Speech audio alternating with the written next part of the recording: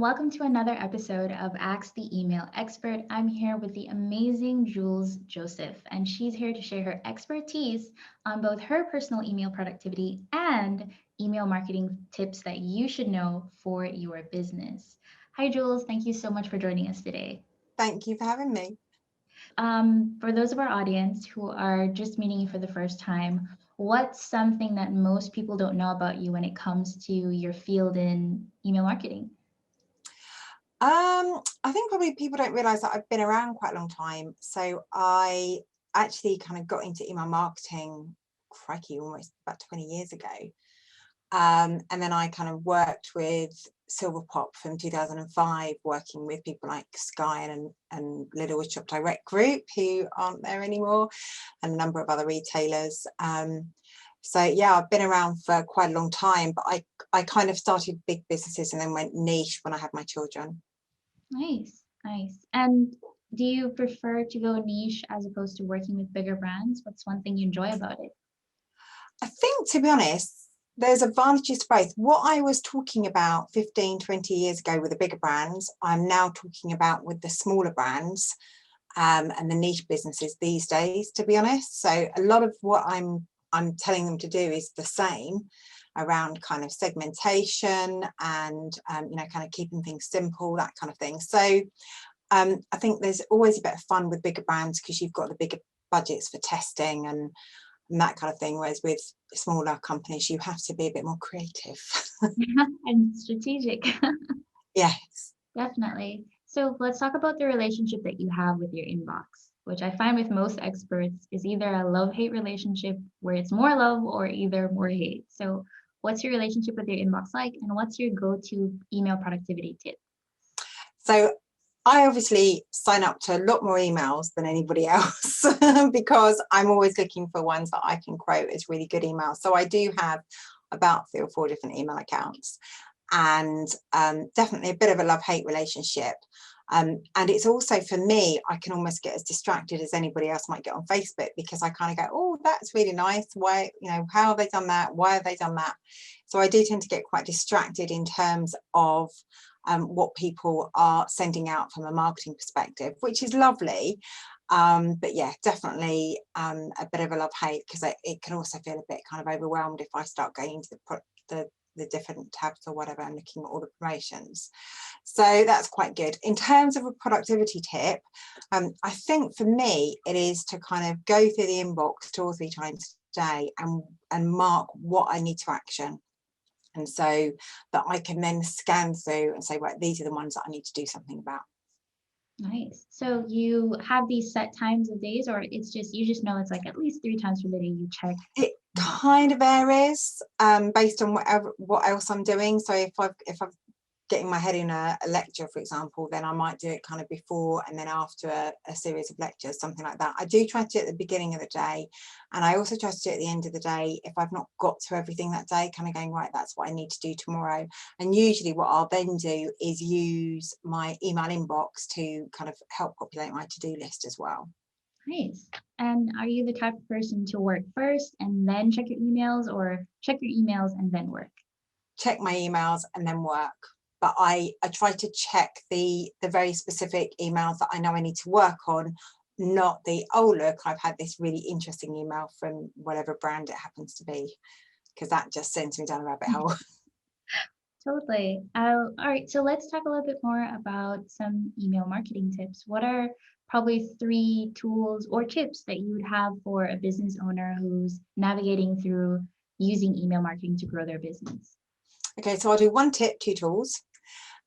So my biggest tip is to always put yourself in your recipient's shoes. And I love to have a picture of a little girl trying on her mum's shoes at this point, because if you don't know what your recipients want from you, what they care about, then you are not going to be able to deliver emails that are relevant to them. So my number 1 tip is put yourself in your recipient's shoes and think about, what do they care about? What do they want to hear from you? Just because it's of interest to you as a marketer doesn't mean it's of interest to your audience. Could I add a quick follow-up question on that? Yeah, So go on. what if I'm a business owner who I have an idea of who my brand is, but I find it difficult to connect to my audience and knowing what they want? How do I flip that over to actually finding out what they want so that I'm making sure that my email is relevant to them. I feel like Ask. it's so easy to be like, Mm. make sure it's relevant, but then when you're behind the screen typing the email, you're like, is this relevant? Is this gonna? Well, I think there's two ways. The first is, and it's not my tip, I can't remember who put the tip out there originally, but it's basically talk to one of your recipients. Imagine somebody that you know who's on your email list and write the email for that individual. I think that's always very good to do. And the second is ask, do a survey. I use surveys. I use MailerLite a lot, and you can put surveys within the email and make it really quick and easy. What are you interested in? Is this of interest to you? That kind of thing. Don't do anything too long and complicated, but if you can keep it short and sweet, people are gonna spend like 30 seconds answering it most of the time. To the most 3 to 4 questions. Yeah, 3 or 4 questions, ideally kind of scale of 1 to 10, or drop down boxes or radio buttons, something like that, something that it's not going to be hard. Don't take them through some massive form that they then have to fill in. Yeah. Literally, okay, scale of 1 to 10, how important is email organization to you? On a scale of 1 to 10, how important is managing all your inboxes in one place, obviously thinking about Mailbird, but that kind of thing, so that you can then get your priorities right for that audience, and then what to send them content about. You can then use that to do dynamic content or to send them segmented content, that kind of thing that is going to be of interest to them. Nice. And what are the 2 tools that you have for our audience? So my first go-to tool at the moment is Canva. From when it comes to image creation on the fly, yeah, absolutely love it. In fact, I think the background that I'm using was probably done in it as well. I just use it all the time for email headers, for social media stuff. Yeah, I love it. The other go-to tool I'm using a lot at the moment is actually Loom, which is a screen recorder. It's a really handy screen recorder. So if I get a call, how do I do this in something or other, or I want to show people, and I use it both. I'm a university lecturer, so I use it to show the students stuff, but I also use it, people are stuck, I'm like, oh, this is how you do it, or this is where you find it. You can record it, send them a link. So much easier than trying to explain it and type it out. I love it. I mean, I live in, as somebody who does YouTube, I live in Canva. It's so easy. Yeah. Loom is perfect, especially like you can use it internally or externally, and you can attach it to your emails. I mean, depending on how big your video is. So if a customer is having a problem, you can use Loom and like show them, here's how you fix it, and send it to them. Exactly. And you can sometimes save it, and then you can use it for anybody else as well. Nice. So really handy. So what's a not so obvious or a commonly ignored email marketing tip that you see people just turning a blind eye to that would make such a big difference to their email experience? So I think there's 2. The first is, I've had a lot of success recently using rich text emails. So instead of doing these really flashy HTML emails that look amazing, just sending a really short text-based email out that looks good, gets straight to the point, I found really effective from an email marketing perspective. And then the other productivity tool I'd say, it was not really a tool, it's just a piece of advice, is that reflection. A lot of people kind of keep sending out their emails, but they don't reflect on what they've sent out, not just in terms of the data itself, but also in terms of how they found the process, that kind of thing, because a lot of people just kind of keep going, and they don't tend to look back. And I do quite a lot of work on reflection anyway, just I think it's a good thing to do. But actually, from an email perspective, to kind of start going, okay, what were people clicking on rather than just what did they open, can also be quite powerful. Right, shifting from, I mean, getting it opened is great, but actually having people click and engage is the best thing. And what did they click on? If you sent out 2 or 3 links, what were they clicking on? But then you can also think about, just generally in terms of improving overall efficiencies, how easy was that email to put together? Was it worth the effort of putting together this really long, complicated email, or would you have been better off doing something a lot simpler? People get kind of quite bogged down in a lot of detail, doing a lot of things, when actually you can simplify things and save yourself time, but actually have, you know, the same, if not better results. People have discovered emails over the pandemic, and people are sending more and more emails. Having a really simple, rich text, relevant, heart to heart with your consumers, with your customers, is going to be much more effective than if you sent this really fancy graphic with these text. So Yeah, definitely. nice.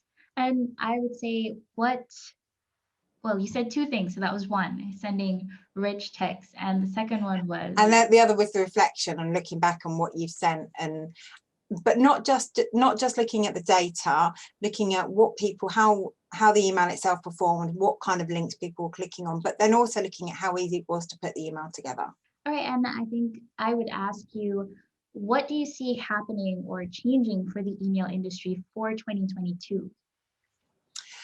So there's obviously a lot of changes happening, you know, Apple, privacy, pixel tracking, all that kind of stuff. Facebook. But yes, so much. And obviously that is going to have a massive impact on the industry. But actually, I think that we're going to see two kinds of emails coming out. I think we're going to see even more simple emails. I talked about the rich text. I think people are so busy. We are so overwhelmed that we don't want really long, massive, complicated emails. We want something that we can go, yes, I'm interested, no, I'm not. So I think simple emails are going to be quite interesting. But also I think emails where people can do more within the email itself.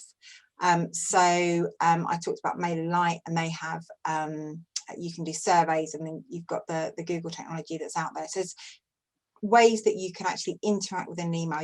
You know, you can actually buy products and services from within an email as well now. And I think that's going to be much more powerful as well. And that's going to start to really come to fruition. Yeah, that sounds amazing. Because I mean, you already feel like your email is work, whether you're using it for personal or professional. So the easier you can make that, the simpler and easier you can make that experience for the person without having to move from platform to platform, that would definitely be a game changer. Yeah, absolutely.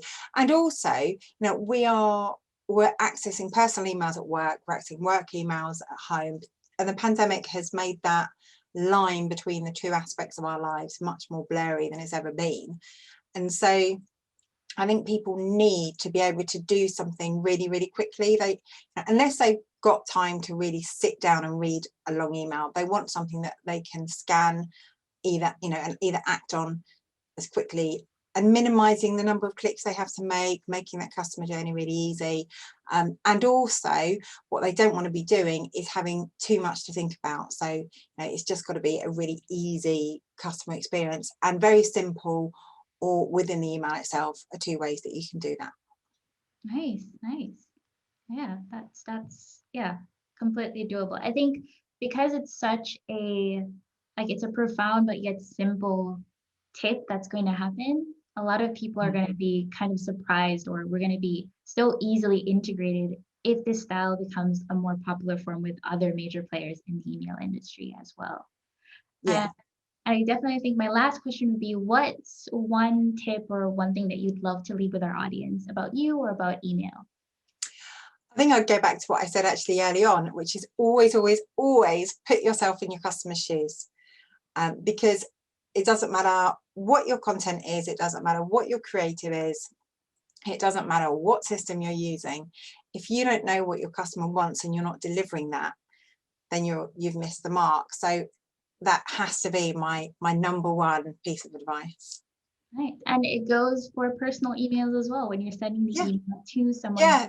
Working. There's nothing worse than getting somebody to send you this really long, complicated email with one question at the end when they could have just asked that question. Or my other pet hate is when somebody responds to something and you've actually answered in the question that they're answering.